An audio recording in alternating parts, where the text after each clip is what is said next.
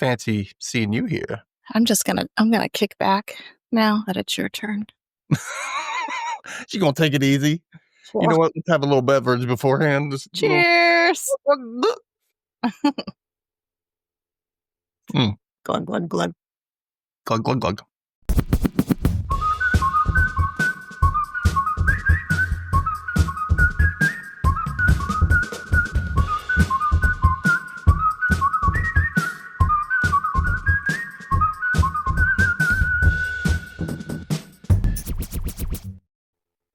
Hello, and welcome back to the Rewatch Recap, where we recap shows for nostalgia and pure amusement.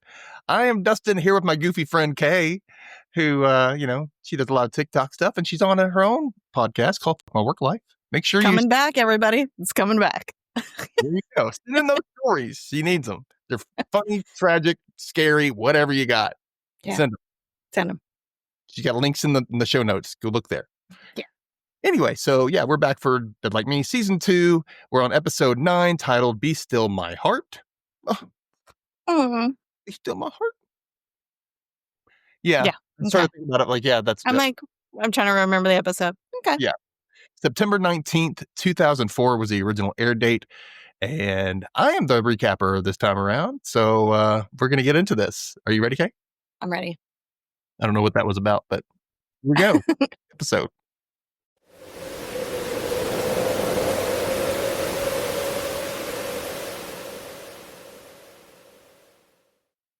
Previously on Dead Like Me, George reaped a wealthy guy and fell for his son. Daisy accompanied Rube to a reap in a grade school where she witnessed his awkward nature around children. Roxy and Mason bonded by getting drunk on a grounded plane after their reaps. And Grandma Phil laid into joy about how she's handling life after George's death. And now, Dead Like Me opening.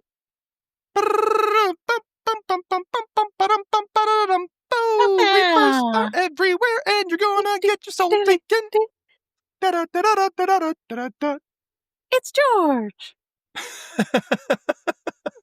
Goodness. Okay. We open with the quote of every family has its morning rituals. I know mine did.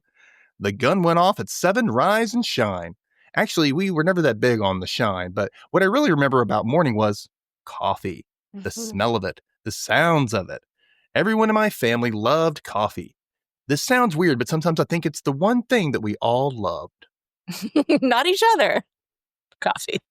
Well, at least there's something. You got something in common, right?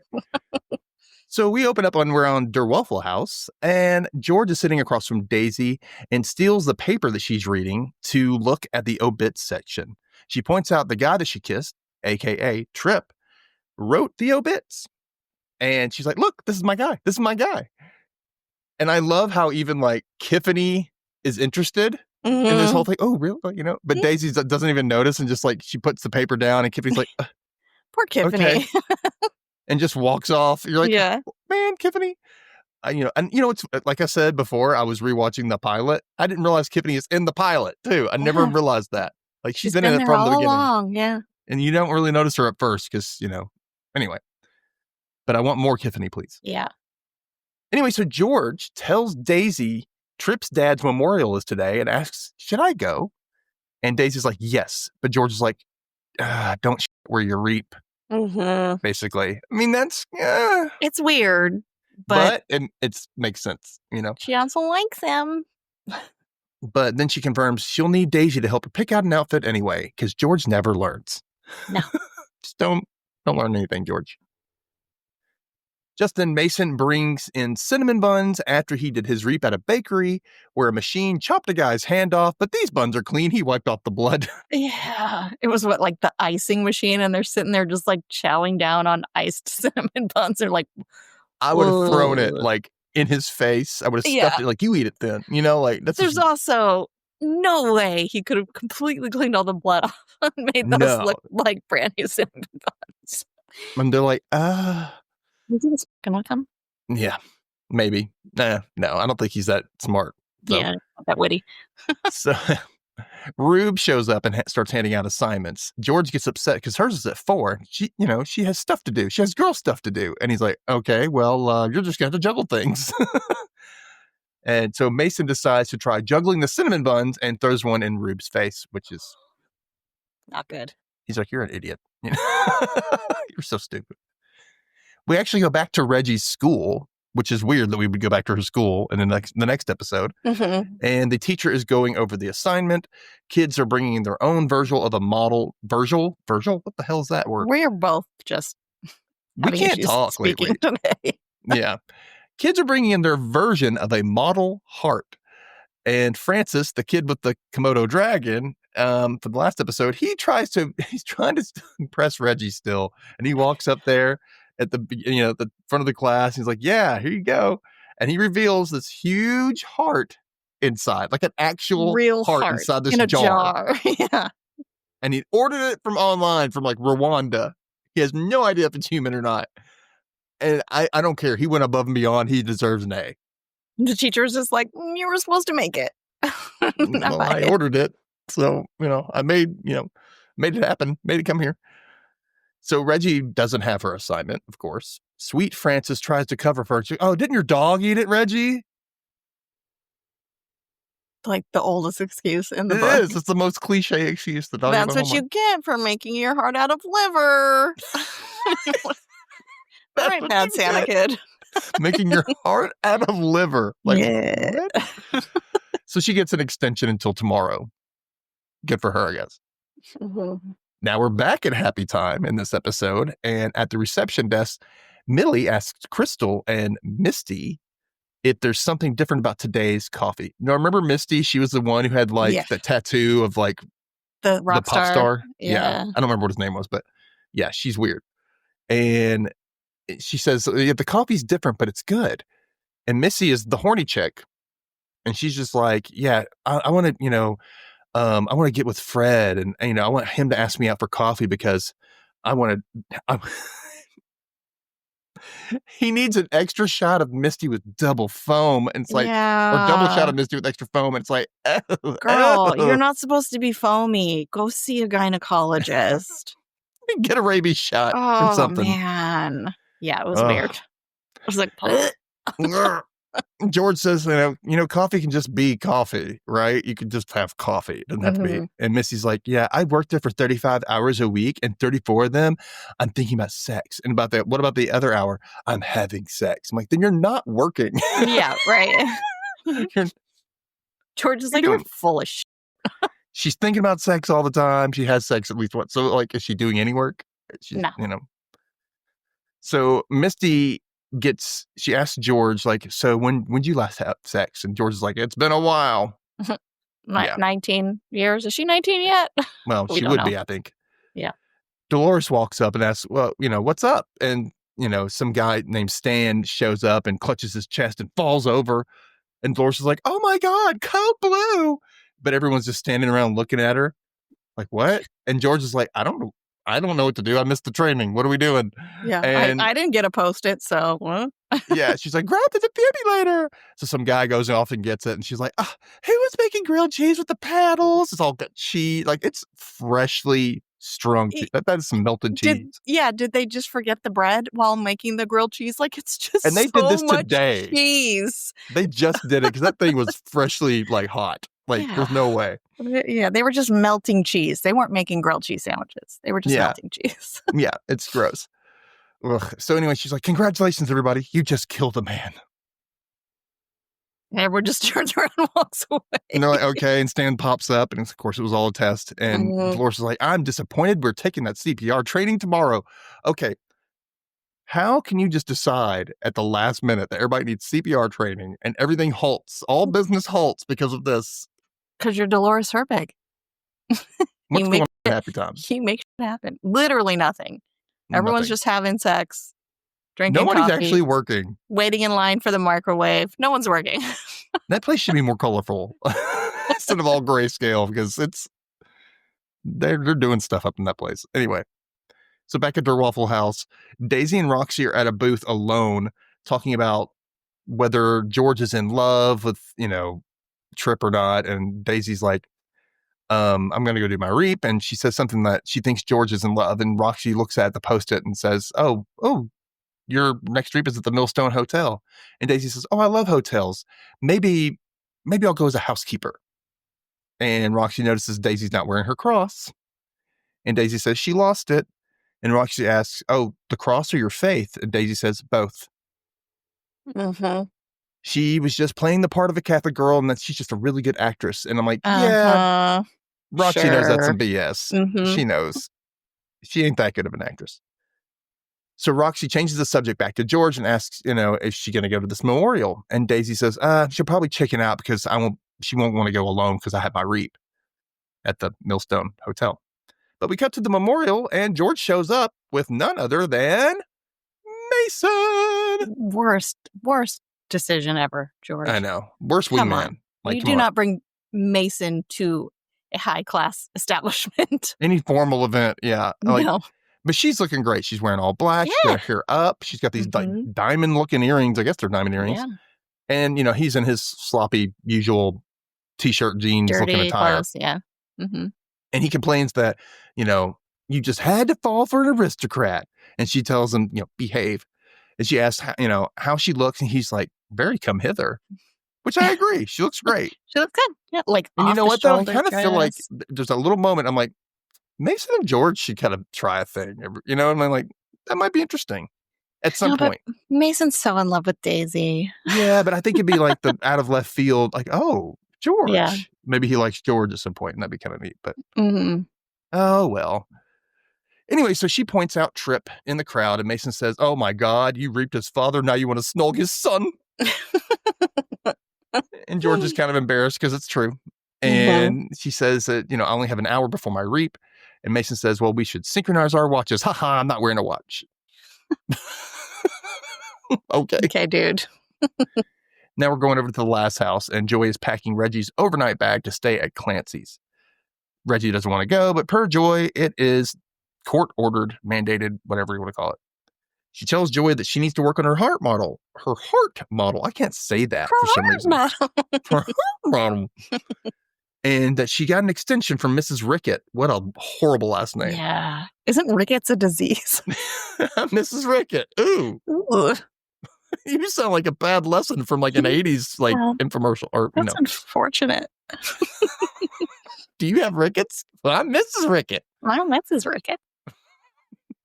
Anyway, turns out Mrs. Rickett had George in her class. I'm like, how old is this woman? She did not look old enough to have had George in her class. True. I don't know.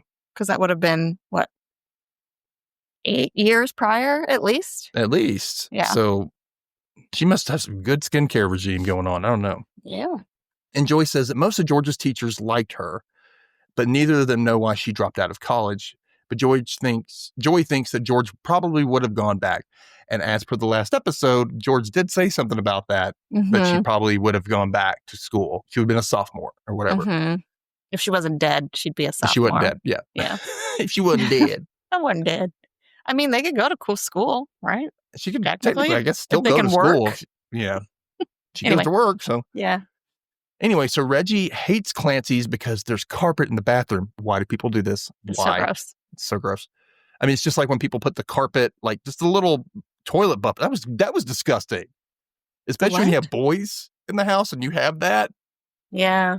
We had to throw that thing out. It was so gross. Because we're boys, we're little kids. I'm not saying, I have one in my bathroom, but I'm not a boy, and it's just my bathroom. So. Yeah. Well, it's okay if it's just a sit-down toilet and no one's going to be standing there. Yeah. But you needed to get out of the shower, too. My bathroom is so small that it's both. It's both. I have one in my bathroom now. It's also really small. So, but what I do is it's a shower mat, and I flip it over until I use it for shower time, and I flip it back. So just don't pee on it, Dustin. I don't pee on my shower mat or any mat. I don't pee on anything. I pee on the toilet. Good. In the toilet. On the toilet, in the toilet. On the toilet, in it. All over the toilet. I mean, I grew up with brothers, so it happens. I don't know how, but it happens. Well, okay, I know. Okay, let me tell you a quick story. This has nothing to do with this. So, I went to a friend's house when I was probably like 8 or 9 or whatever, and I went to use the bathroom, and then I got banned from the house because apparently I peed all over the floor. Oh, I don't remember doing this, but apparently I did. And I got banned from using I wasn't allowed to go inside the house anymore. Wow. Because I peed all over the floor. I'm like, did I really? I don't remember doing that. The only thing I could think of was probably I got a shiver up my spine as I was peeing, maybe a little bit splashed or something. Yeah. But like, I wouldn't have peed all over the floor. Or someone else did it and blamed you. Yeah, they just blamed you. They did. They just blamed me. Gave me this horrible reputation with all the other kids in our neighborhood. And I'm not allowed to go. Don't invite Dustin over. He pees on the floor. He'll piss on your floor. I'm like, no, I'm not going to pee on your floor. Anyway, let's go back to Dead Like Me. Mm-hmm. Where we last left off, we were talking about Mrs. Rickett. And how George probably would have gone back to college. Anyway, so Reggie doesn't like the carpet in the bathroom, and there's all these people making bathroom sounds through the walls. That's probably not bathroom sounds. You want to hear that? Yeah. Well, Joy thought it was sex sounds. She's like, it's probably sex sounds, but it sounds like grunting, you know. Ugh. That's not how I sounded bad, by the way. I gotta get this done. Okay. Yeah. Anyway, so she doesn't think she's gonna get her project done at Clancy's. So, hey, Joy, Mom, can you help me start it? And I'll do it with you until Dad comes to pick me up, and then you could just keep on going with it when I leave. And Joy's like, damn it, Reggie. She's so manipulative. She is. And she's like, well, I guess, you want me to get into a good school, right? I'm like, yeah, but if you're not learning anything in the first place, like, what would it matter? You're going to flunk right out of that school. Out of your 5th grade class, you're going to just flunk right out, and you're never going to get anywhere. Anyway, do your own damn project, kids. That's right. Joy says that she can't do all of her homework. But like I said, Reggie cons her into it. And so there you have it. We hop over to the Millstone Hotel, and housekeeping Daisy is in full swing as she steps into a suite with a cart. And I love how in the background you can hear, who stole my cart? Yeah. Daisy's like, close that door, lock it. So this woman comes out of the bathroom and she's like, oh, here, can I have some towels for me and my guy? And she's like asking Daisy, what negligee should I wear or whatever? And she red or pink. And so Daisy tells her to go with the pink because it makes men feel strong. And the woman is like super nervous. And she decides I'm going to stand up for myself and I'm not going to be the other woman anymore. And she refers to herself as, I'm tired of being Tuesday afternoon Tess. And Daisy looks at her Post-it. Yeah. Go ahead. I was just going to say, like, if she's Tuesday afternoon Tess, is there another one for every other day of the week? Wednesday afternoon Wendy. Wednesday Wendy. Thursday Tiffany. Tiffany with the lisp. Tiffany with the lisp. Sally. Thursday Sally. Friday's Fiona, Yeah. Monday, I'm in love. No, sorry. It's a completely different song. But so Daisy looks at her Post-it, sees those initials, and she nabs her soul and pretends to leave, but she hides in the closet when Tess goes to the bathroom. Does she nab her soul? Yeah, she grabbed her soul. Oh, okay. She did. She claimed the soul, whatever. Okay. Took it out, whatever, or however that works. So anyway, what's interesting is when she's in the closet, a graveling drops down and goes, she goes, shh. She shushes it. And I'm like, the graveling had nothing to do with this death. What the hell is the graveling there for? Just to make sure it happens? Maybe? Yeah, that's what I don't get. The graveling, well, we'll find out later. I don't get it. They're changing the rules in these gravelings. I don't get it, but yeah, because they're supposed to be like accidental deaths, right? And then the side, like they set up things, they put things in motion, but they don't directly do it. But the Komodo dragon, I'll give them because it had to get out somehow. But some other things, you're like kicking the guy in the nut or punching the guy in the nuts. You're like, what?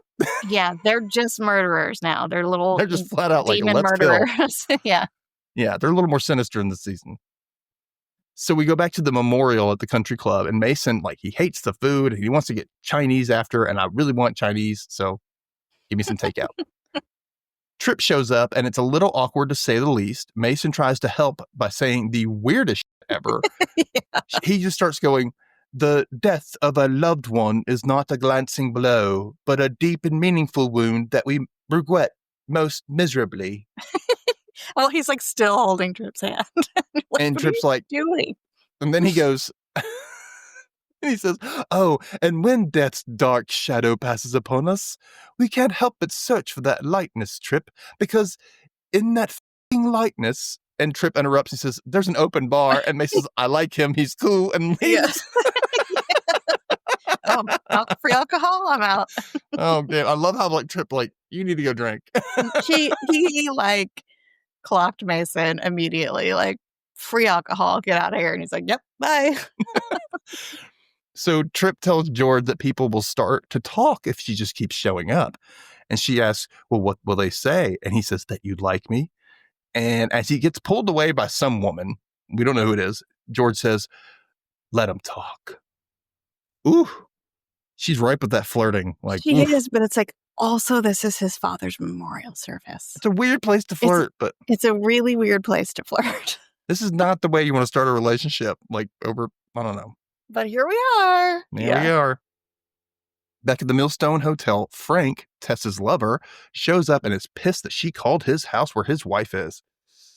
You knew that was going south the second he said that. And she tries to apologize, but he yells at her. She tells him, well, you can't just make me go away and make me wait forever. I won't disappear.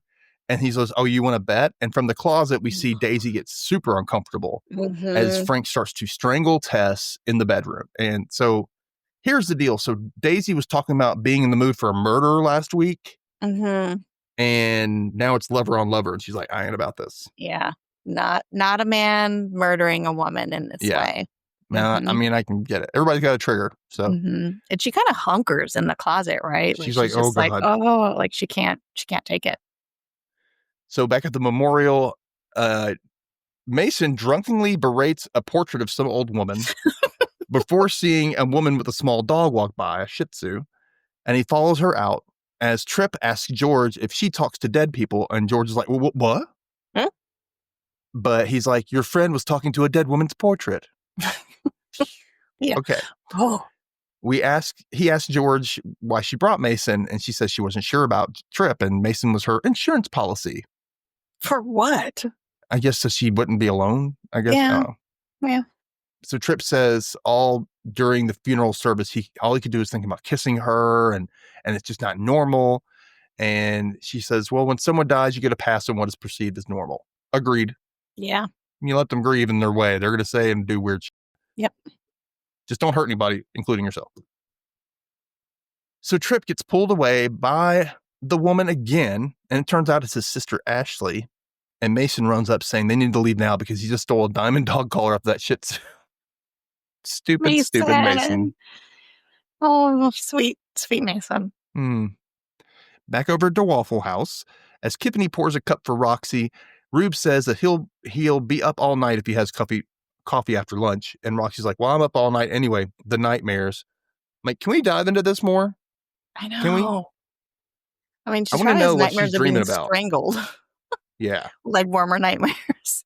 I guess. Like, no, just like parts of socks running after her. Like, it's the top halves. But I imagine, when you deal with death every single day, you probably get some nightmares from that. A little bit. Especially the way they see people die. Yeah. Yeah, you would after a while. But I wonder if you become desensitized after a while. You just kind of like, whatever. Yeah. You'd have to be. It probably depends on the reaper. The person, yeah. Anyway, so Rube asks Roxy to watch after things for a couple of days because he's going to be out. He's a little mysterious about it. And she wants more information about what he's doing. And he's like, I just want a favor from you. And she's like, he tells her, the most he's going to tell her is that he sent something to someone years ago and it didn't get there. And he wants to do some research to follow up. And so, so she asks if the person is dead or alive today. And he's like, dead. But he doesn't want to go any further. And there's a sad quietness about Rube in this. And you're like, oh, you can tell he's like really upset and you feel really bad for him. So it's real. And she's like, I need to respect this boundary. Yeah. But also, what exactly is he trying to find out? If it was 80 years ago that he sent that letter, what could he possibly What happened to the people that he sent out? it to? That's probably what he's trying to figure out. Yeah. So he gives her the Post-it ledger And so then at that second, she gets a 187 call. If you ever know what 187 means. 187 on a cop. Yeah. And there's also a movie, 187. It's, dead. Somebody dead. Somebody murdered. And it's at Millstone Hotel. Row. Mm-hmm. Meanwhile, at Chez Clancy, Reggie doesn't want to go out for dinner. And Clancy, being a typical never-cooked ex-husband, doesn't have anything in the fridge. Literally nothing. Nothing. Like, really? And then so Reggie's like, where's Charlotte? She cooked. And he says, yeah, we broke up. And she's like, Charlotte dumped you, didn't she? Mm-hmm. Yeah. Those Shakespearean sonnets did nothing for you, did they, Clancy? Mm-hmm. How you feel about it now, buddy? Yeah. And she totally rips him one too, where she's like, you'll get over it. You'll get over being dumped. Mom did. I know. You're like, damn. No mercy for anyone. No, anyway, so she was, I think that comes later actually, but she asks if do you have any homework? And she says, Mom's doing it. And he says, hey, I can help. I'm a teacher after all. She's like, it's science and you can't handle it. He goes, English teachers can do science. And she tells him what it is. And oh yeah. And she goes, no, Mom's doing it. And he goes, you know how I feel about cheating. And I'm like, we gonna go there? Just come out of your mouth, sir. Yeah. You want to go there, buddy? Okay. Reggie was looking at him like, mm-hmm. Do you want to keep going? Like, we can do this. Yeah. So she tells him about the model heart thing. And he's like, oh, he gets excited. I'm like, he wears me out. Like, yeah. He tries too hard. Just own up to your bull crap and just, I don't know. Yeah. Well, he's feeling sorry for himself now because he left his family for this college chick who dumped him. Of course she did. Mm-hmm. Now he's all alone in his shitty apartment. I wonder if they would have ever gotten Joey and Clancy back together later on down the line. Had him go through a journey of self-discovery and then... Ugh, I would hope not. Well, he might have been a better person later on. You never know. Maybe. Or maybe they would have gone back to that gay storyline. That would have been great. I mean, yeah. That went nowhere, but yeah. That would have been great. That would have been like, okay, this is redeemable. Right? He was on the DL, and then he realized he couldn't. Maybe he didn't know. Maybe anymore. That's why. He was searching for something he didn't know what he needed, and that wasn't it. Yeah. Anyway. So at the bar, at the memorial, Mason steals pills from some woman's purse, and he turns around to the string quartet and he's like, Freebird, do Freebird. Dumbass. So then Ashley, Tripp's sister, walks up and she's like, why are you here? And he's like, I'm with George. And she's like, I don't know her. But Mason says, oh, George is Tripp's girlfriend. And I'm like, ooh. It's kind of early for the girlfriend talk still. I still don't get it. But yeah, very early. Meanwhile, Tripp and George are hiding under a table, just like he and his sister did back in the day. And they're making out and everything. But Ashley shows up, pulls it up. She's like, I need to talk to you, Tripp. And, oh, you didn't introduce me to your girlfriend. And George's like, hi, I'm George. Awkward. And yeah. So she ends up mentioning that Mason says that, yeah, she said you're your girlfriend. And then Tripp says, yeah, actually she is. And George's like, I am? Well, you're the one who said it earlier too. But anyway. Nice to hear confirmation from him. It's nice. Yeah. So Ashley asks George's last name. And Tripp went, oh yeah, what is your last name? And she's like, you don't know her last name and she's your girlfriend? I'm like, true. And then Mason's like, don't do it, George. And George is like, Lass. I'm like, oh, my heart sank. I was like, he writes obituaries, yeah, he George. Probably wrote your obituary. But He's she doesn't probably going to, at some point, go, that name sounds familiar, But she doesn't look like it. So I guess it could be like, you just have the same name. That's true. That's a really uncommon name for a girl to have, Anyway. Well, I'm sure her obituary said Georgia Lass. I sound like Joy a little bit. Like Georgia. Anyway, so Ashley is astonished that Tripp didn't know her last name. And she's like, look, you need to grow the up and start talking to people at this funeral and blah, blah, blah. And they walk off. And Mason scolds her for giving the last name. And, George Lass is dead. You're not supposed to do that. So she's like, look, I got to go do my reap. Let's go. Like, you should go do that, George. Get out there now. Back at the hotel, Roxy walks in while the investigation into Tessa's murder is underway, and one of her colleagues points out that it appears the victim scrolled the guy's name down on a hotel notepad. And Roxy's like, uh-huh. she knows. And she looks over and she sees Tessa's soul cowering in the corner. She's like, come on, sweetheart. And she's really nice and gentle with her. Mm-hmm. And it's like, oh, so sad. Daisy claimed her soul, but she just left before the lights showed up, or before she guided her to the lights, I guess. Yeah, well, she couldn't come out of the closet until the guy left. Mm. He probably left quickly, I'm sure. But then she couldn't walk out, like, yeah. Anyway. So the soul was just sitting there, and she just walked right past it and left? She's like, bye. I ain't doing this. Sorry. Which is she couldn't sad. deal with it. She just ran. She ran. So we hop over to a gay wedding. And guys, this was not common in 2004. No. So there weren't legal weddings. Well, some states started. I think Massachusetts was at that California point, was right? too. Yeah. So, but also I love that there's not a single woman at this gay wedding. Like they don't have sisters and mothers or friends that are female. Nobody. Like they're like, what are you doing here to George? She's like, I made the cake. Not a single female. That's a little much. I know, it's weird. And when she says that, it shows a graveling just trying out the cake. I'm like, what the hell? We should be looking at this graveling. It should be in the background. Anyway. So that's what they should have done. You should have been like seeing something in the very background, the very little behind them. You see like something moving. Mm-hmm. That would have been different. But they had to focus on them. Anyway, but that was a mistake. So her reap is this guy named Gordon Maynard. And he's a sweet, awkward guy who's trying to hit on everybody. Like, oh, yeah. And everybody's rejecting him because he's not like the suave guy. He's not like gorgeous or anything. He's not ugly. No, but, he just seems nice, too. Yeah. He's just dorky, and awkward.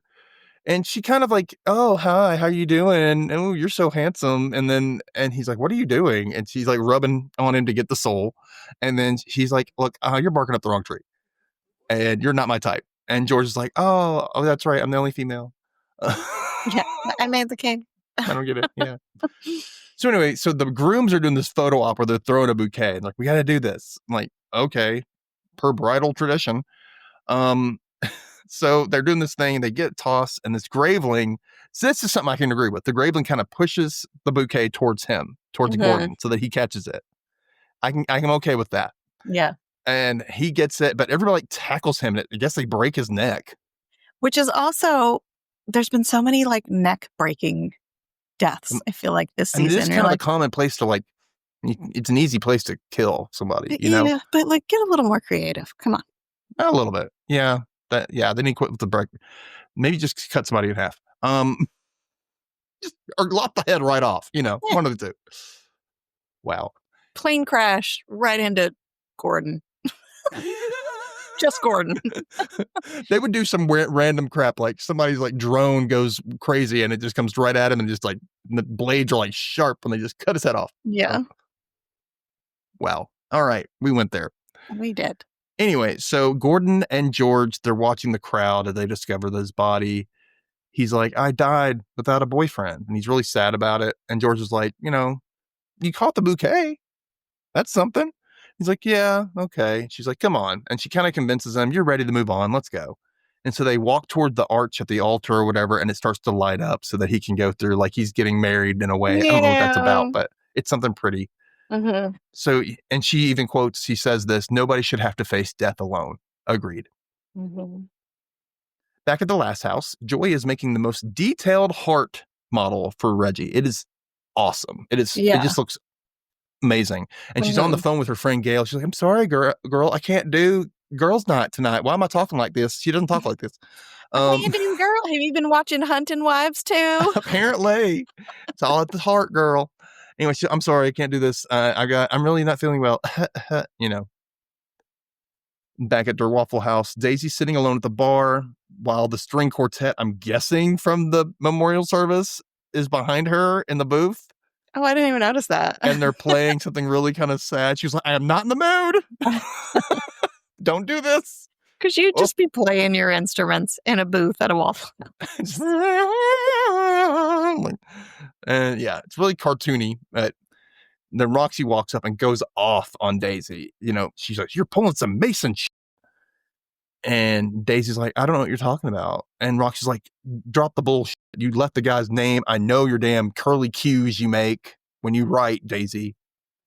And she's like, look, there's certain things that people don't do. Rube doesn't do kids. I don't do those. the women who are defenseless against a man. Like, she can't do it. Yeah. And Roxy tells her, you need to go back to church. But Daisy says, I'm done talking about this. And so Roxy just kind of orders a cup of coffee and sits down and stays. And you know that Roxy's kind of going, she has a problem. Like, there's something going on.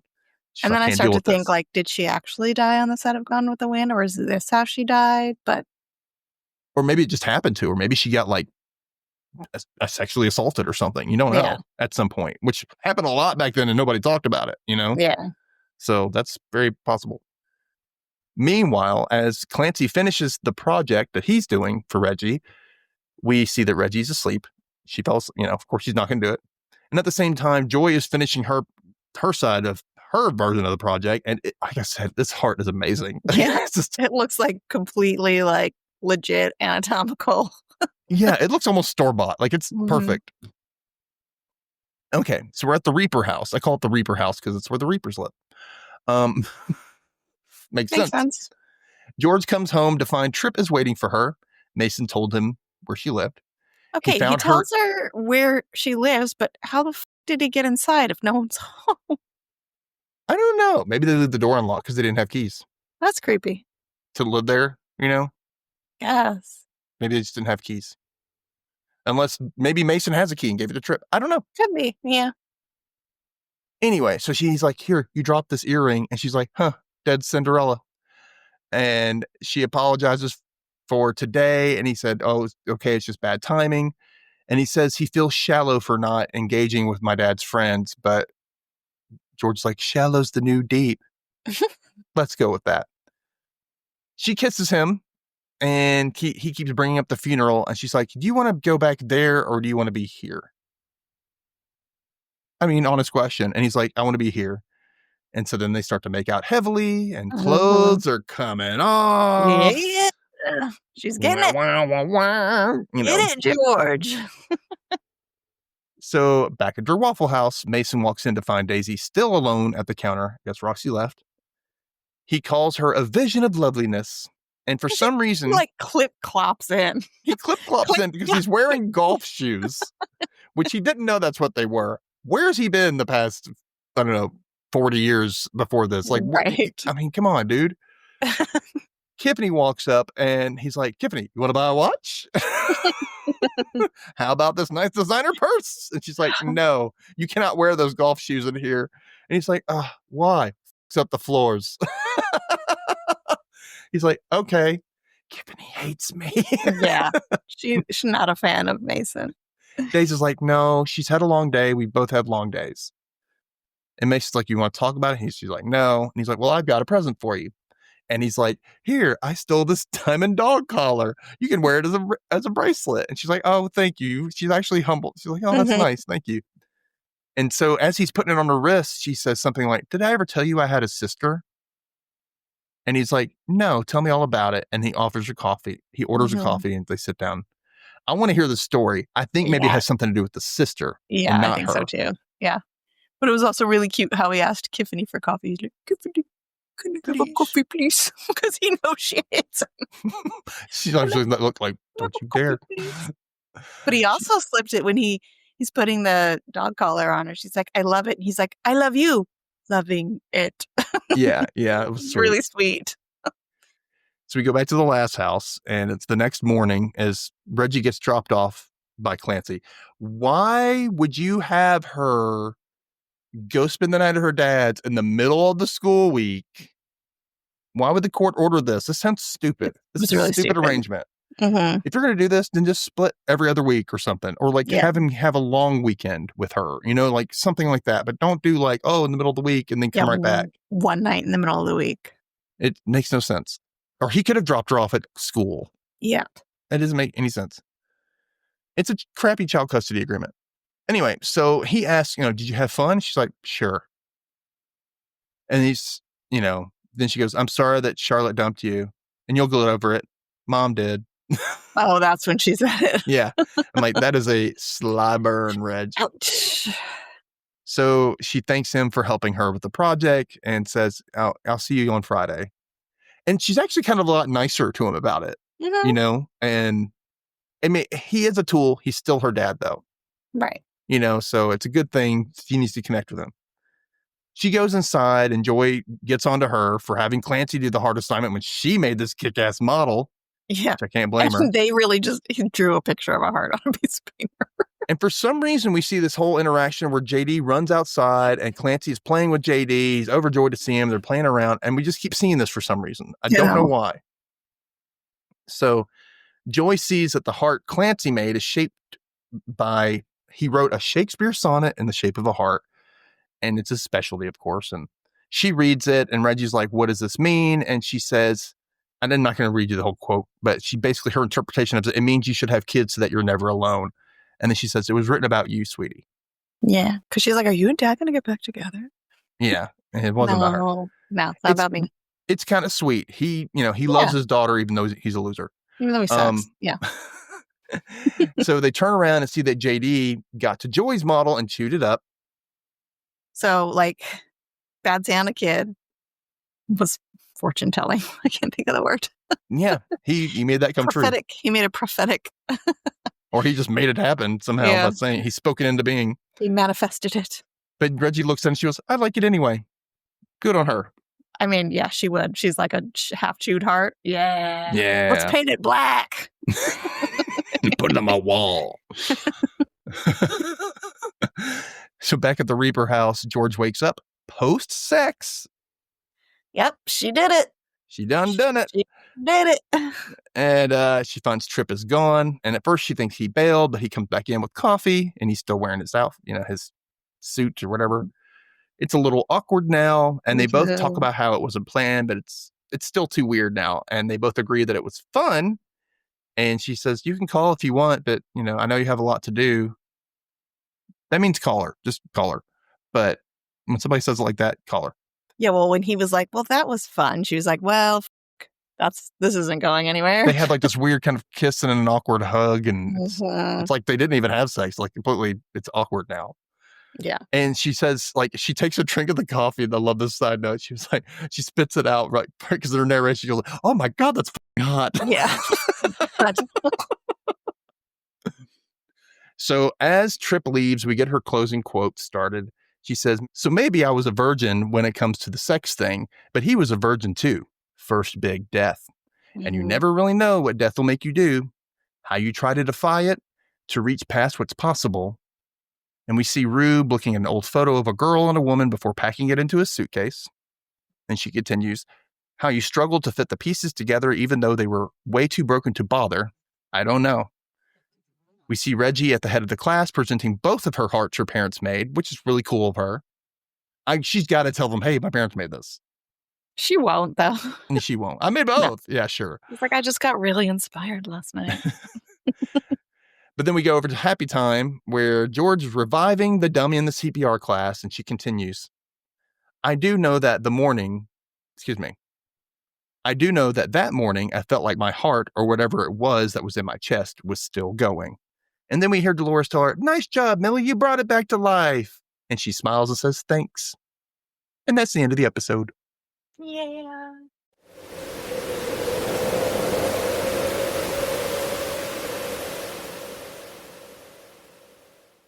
Yay! Yay! So, yeah, we had some funny lines in this one. I have a couple. You go first. So the first one I had is with the cinnamon rolls at the very beginning when Rube tells George she has to learn to juggle things. And Mason's like, I could juggle things. And he's like pulling cinnamon rolls. He's like, 1, 2, 3. People will never do that right. Just silly little Mason. My favorite, one of them was when Mason was drunkenly yelling at the painting. He was like, me, you were ugly. And you look like you were really mean. No wonder you people drink so much. Yeah, I had that one too. That's good. And then he's like, Mason asks if he can buy Ashley a drink. And she's like, it's a private club. You don't buy people drinks. And he says, woo, bitchy heiress. You're just my type. I love it. And then he tries to guess her name. He's like, let me guess. Whitney. Parker. Whitney. Parker. He calls her Whitney, even though she says, my name's Ashley. He calls her Whitney anyway. I love him so much. He's such a mess up. I have when Reggie was talking to Clancy at the apartment and about his girlfriend, she's like, did she dump you? And he's like, Reggie, people don't dump one another in a mature relationship. And she's like, so she dumped you? Yeah. Yep. Yeah. Like, just don't try to save face. Just say yes. Yeah. She's Reggie. She knows. She knows. She knows everything. Okay, let's go into our best characters for the episode. For me, it was Joy, because she was being an awesome mom in this episode. She was, even though she was, getting on to Reggie for having to do this stuff, she still came through with that heart model, and it looked fantastic.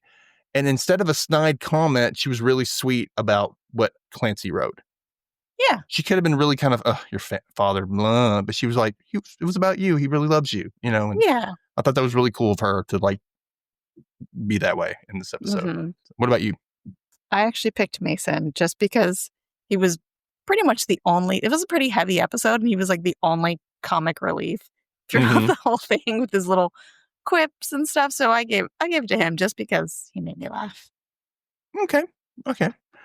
Well, we're going to go to the worst character. What do you have?